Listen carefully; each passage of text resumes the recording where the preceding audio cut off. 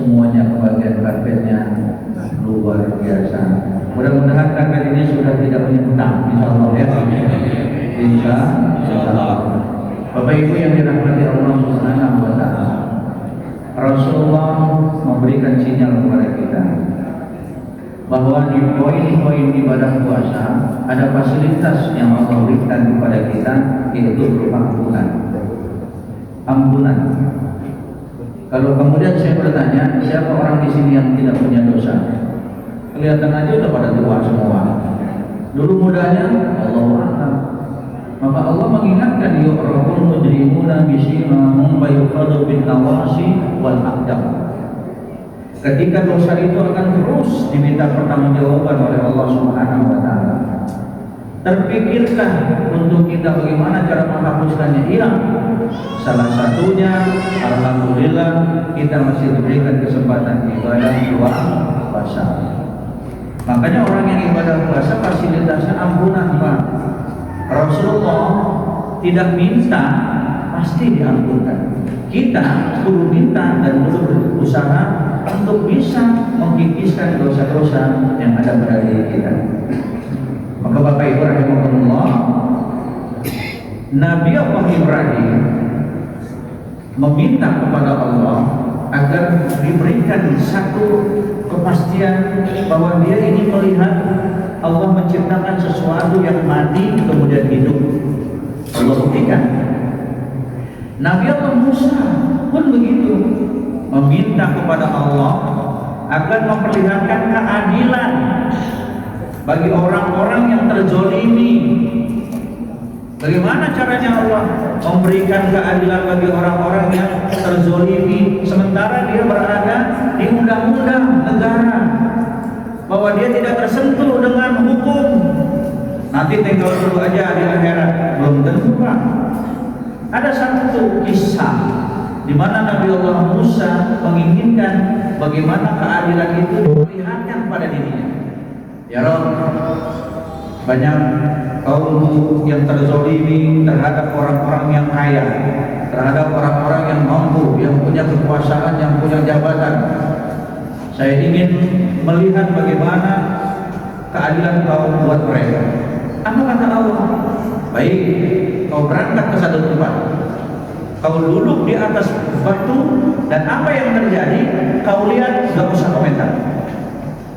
Maka Nabi Allah Musa mengikuti perintah Allah, Pak. Duduk di atas batu. Ketika duduk di atas batu, tiba-tiba datang seorang yang menunggangi kuda yang dengan tergesa-gesa. Mampir, ternyata Nabi Allah Musa duduk di atas batu, di depannya ada mata air. Kalau kata kita, kalau di gurun-gurun Sahara kan mata air namanya oasis ya. Betul oasis, Pak ya. Di sini Mas Sulis dah, Sulis ini ya. Insya Allah mata air Suli apa Sulis? Suli, alhamdulillah. Jadi Nurul Huda ini punya mata air, namanya mata air Suli ya, yang dagangnya Sulis gitulah ya. Nah, penunggang kuda ini mampir karena di gurun Sahara ada air, dia mampir, dia minum sebentar. Kudanya minum, dia minum. Begitu dia ada urusan, terus dia berdiri dan berangkat lagi. Ternyata kantong uangnya jatuh. Orang dulu kalau naruh berlian, mungkin emas di kantong yang kemudian diikat ditaruh di pinggang, jatuh, Pak. Nabi Allah Musa mau teriak, "Fulan, kantong uangmu jatuh." Kata Allah, "Diam, jangan bawel, lihatin aja." Ternyata orang yang datang ke situ tidak melihat Musa, bahwa Nabi Allah Musa ada di situ.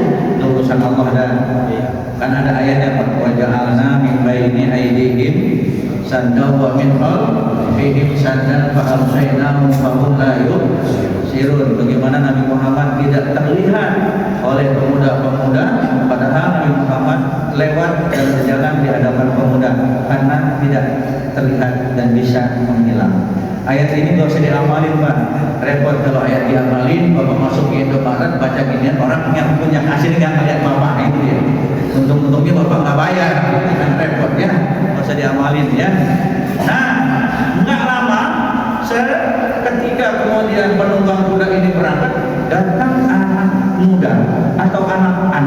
yang kayak tadi tuh, yang apa tadi MC itu anak muda ya? Itu anak muda MC-nya itu, alhamdulillah. Ya, yang tidak jadi imamnya juga insya Allah anak muda, gitu ya. Yang bilang itu tua lah, ya. Karena berjanji Ismail, ya. Nah, Bapak Ibu rahimahullah, ada anak muda sedang mengembala, mampir juga dia ke situ. Saat mengembala, kemudian dia melihat ada kantung yang jatuh. Dia melihat kantung siapa ini? Dibuka, luarnya emas Pak. Ini punya siapa? Dilihat tidak ada orang. Nabi Allah Musa melihat aja di sana. Ini punya siapa? Dia nunggu sementara dia dikejar waktu, harus mengembalikan domba-dombanya kepada majikannya. Aduh, nungguin kemalaman. Enggak nungguin bagaimana? Akhirnya Pak, itu kantong yang berupa emas dibawa ikut serta sama anak muda tersebut. Tidak lama datang orang yang tua, matanya buta, tapi datang juga ke situ. Ketika datang ke situ Pak, dia ikut minum juga. Tidak lama penunggang kuda itu datang balik lagi karena merasa uangnya jatuhnya di situ.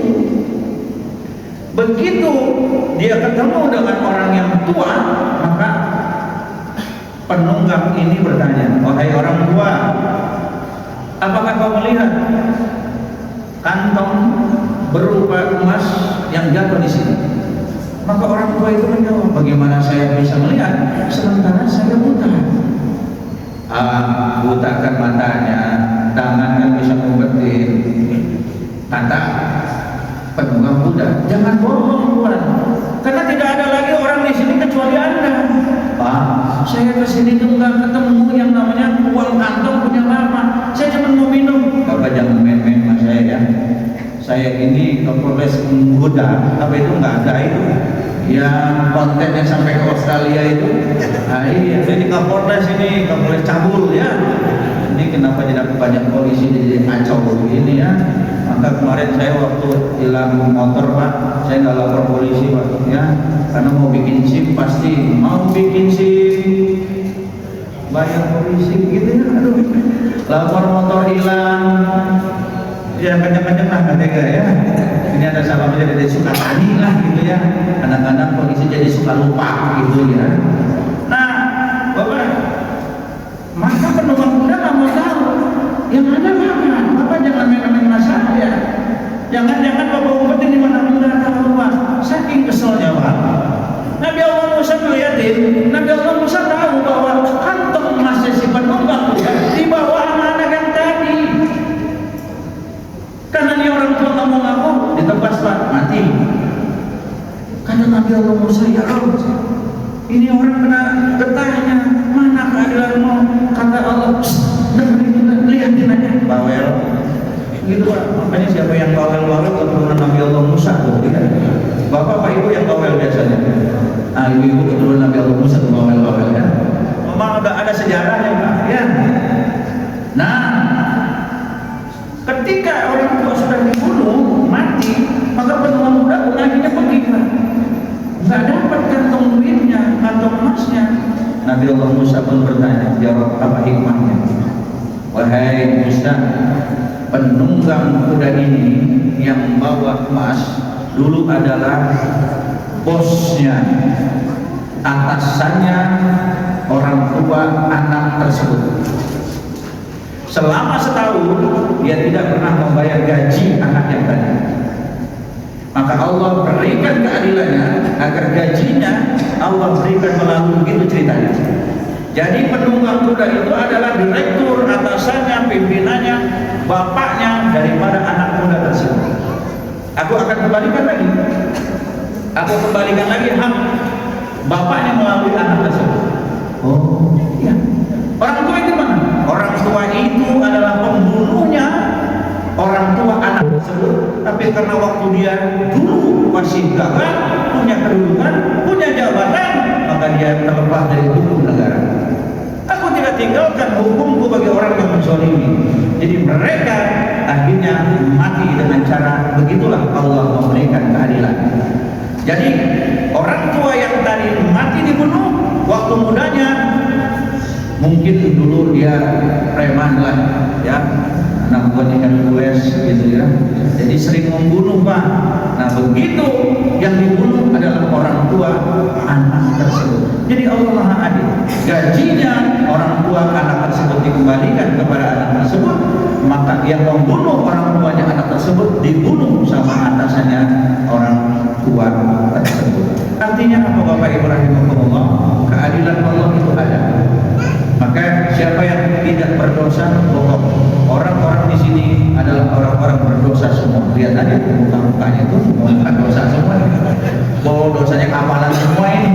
Tapi kita bercita-cita ingin bagaimana caranya bisa menghapuskan dosa. Itu aja Pak. Untungnya Allah kita Maha Rahman dan Maha Rahim, pengasih dan penyayang. Maka kemarin saya mendapat pengalaman Pak luar biasa. Kan Bapak tahu, saya di wilayah kan ketua RT. Ya, saya juga di wilayah itu ketua paguyuban kematian. Kemarin saya dengan Mang Arya, alhamdulillah bisa nganterin jenazah Pak ke Temanggung. Kami berdua ngobrol gak tidur karena khawatir jenazah itu bangun gitu. Makanya ngobrol aja berdua. Begitu lagi asik ngobrol di tua, belakang ngobrol. Ini nanya gue gak diajak ngobrol. Kalau ngobrol gue turun. Alhamdulillah tuh ada tuh. Akhirnya Pak, saya baru kali pertama naik ambulan Pak, subhanallah. Luar biasa. Semua minggir. Saya di situ mah jadi asisten Pak Narya. Semua mencet saya pencet. Pencetan saya pencet itu semuanya minggir sama ambulan Pak. Ternyata orang Indonesia empatinya luar biasa terhadap orang-orang yang dalam keadaan kesusahan. Sampailah kami di Temanggung Pak alhamdulillah. Cuman Mang Arya ini ternyata mobil ambulan yang nggak punya barcode itu aja. Akhirnya kita ngisi petak Pak. Padahal saya udah ngomong sama beliau, bisa nggak sih Pak? Ini kan ambulan, bisa nggak Pak pakai barcode kita ngisi pertalite? Oh nggak bisa Pak. Karena apa? Karena harus pakai barcode. Oh, saya jadi paham. Setelah itu baru ada kejadian. Ternyata pertama adalah pertalite yang nggak ngantri, gitu aja. Lah, ternyata ambil semua.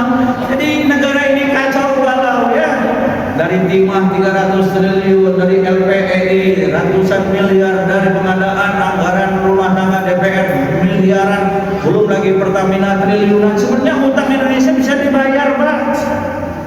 Nah kemudian saya ditanya apakah orang-orang yang begini berhak hukuman mati? Jangan dimatiin, pulangin dulu duitnya. Kalau dimatiin dia nggak malu Pak, yang malu anak keturunannya. Maka kata Allah wasariqu wasariqatu faqtu aydiyahuma, orang yang mencuri potong tangannya biar nanti anak keturunannya tahu, Om itu tangan kenapa Om? Enggak, kayak enggak, akhirnya kan ketahuan. Ujung-ujungnya dia akan disiksa dengan moral, dia akan disiksa dengan masyarakat dan akhirnya mati sendiri. Kalau ditembak mati menurut saya Pak keenakan, dia ditembak mati selesai, nggak ada malu. Tapi kalau tangan, kalau dia mencuri tangan kirinya dipotong, tangan kanan dipotong, mencuri lagi tangan kiri dipotong, mencuri lagi kaki kanan, kaki kiri dipotong semua. Ayo sih mencuri naon sih, ayo. Udah buntung kabehnya, itu bahasa Arab saya ngomong ya. Ayo udah buntung kan dia malu, akhirnya keluar rumah mati sendiri Pak. Jadi kalau ditembak mati mah udah keenakan dia, walaupun dia tidak hidup lagi, tapi nggak ada rasa malu. Makanya Pak, bukanlah di negara kita ini ditembak mati juga orang nggak ada yang kapok dengan korupsi. Maka Bapak Ibu rahimahumullah, saya hanya berpesan malam ini malam 21 Pak, kan ada Lailatul Qadar min alfi syahr. Di situ perintahnya malam itu lebih baik dari 1000 bulan. Bukan hanya ritual ibadah saja, tapi Allah memerintahkan kepada kita ritual sosial.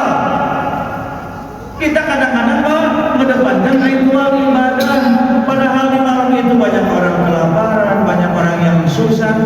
Makanya Allah menyinggung kepada kita dengan ayat Ara'aital ladzi juga ada kalimat badzalikal ladzi yadu dilanjutin wala yahudu ala baru fawailul lil muslimin. Ayat itu apa menerangkan, memberikan pelajaran kepada kita.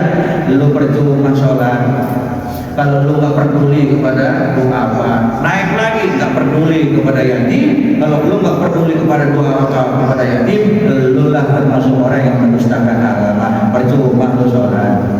Kata Allah begitu, fawailun, ente sholat ente lalai karena tidak peduli sama orang miskin. Maka Bapak Ibu rahimahumullah, kalau malam ini Bapak punya tetangga kita ada anak yatim, maka berikan fasilitas perhatiannya kepada anak yatim.